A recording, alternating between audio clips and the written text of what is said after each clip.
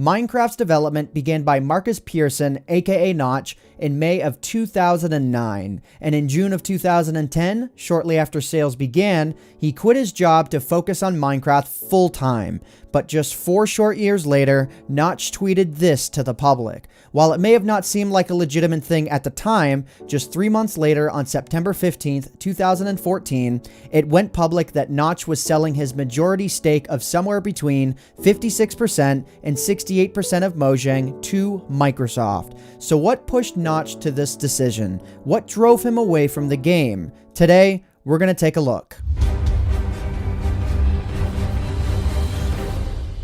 So I want to get something out before this video starts. I respect Notch like crazy. I don't want anybody thinking this video is attempting to come off like I'm bashing the decision that he made, whether or not he feels it was the right decision today. All I'm here to do is report verifiable facts the best that I can. And Notch, if you happen to see this video, I want to thank you. You are the reason why I have the career that I have today. Through how my speech and commentary have evolved over time, you are the reason that I've become at least a remotely charismatic person and found my passion of video production. Without you, a lot of people's lives would be much worse off, and I hope you never forget that. So let's get started. Why did Notch sell Minecraft? When was the tipping point? The short answer is somewhere around June 14th, 2014. The long answer is sometime well before this date, but it all came to a tipping point on June 12th, and that's the earliest point that I can verify without going all private detective on Notch's entire online history. For about a week leading up to June 12th, and for a long time after, there was the beginning of a lot of discussion about Minecraft servers and what sorts of things they could and couldn't sell. A lot of heated discussion led to an official blog post on Mojang.com about server monetization. Up until this point, servers pretty much sold whatever they wanted. Some did so respectfully, and some sold $10,000 God Mode diamond swords. Where you draw the line is obviously up to you, but Mojang has always had a set of rules and guidelines in place for servers, but this was the first time they were making it clear that they were looking to enforce those rules.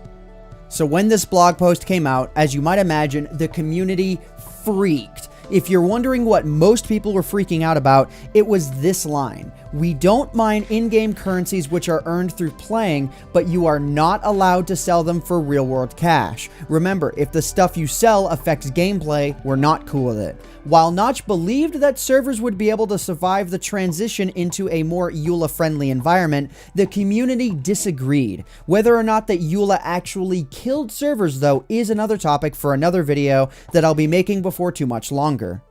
So, no more sold in-game currency and no more sold kits.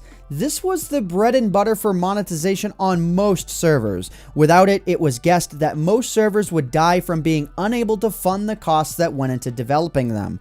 Over the next few weeks, there was immense outrage in the community, leading to employees of Mojang and Notch receiving threats and an incredible amount of hate on the matter. On June 17th of 2014, everything came to a tipping point. For many different reasons, all of which probably egged on from the recent EULA enforcement, Notch tweeted out that he was looking to sell his stake in Mojang because getting hate for trying to do the right thing is not my gig. I can't say I entirely blame him. I was developing a server at the time, or at least I was a part of one, and we had to make a few changes, so I was definitely hearing what the community had to say.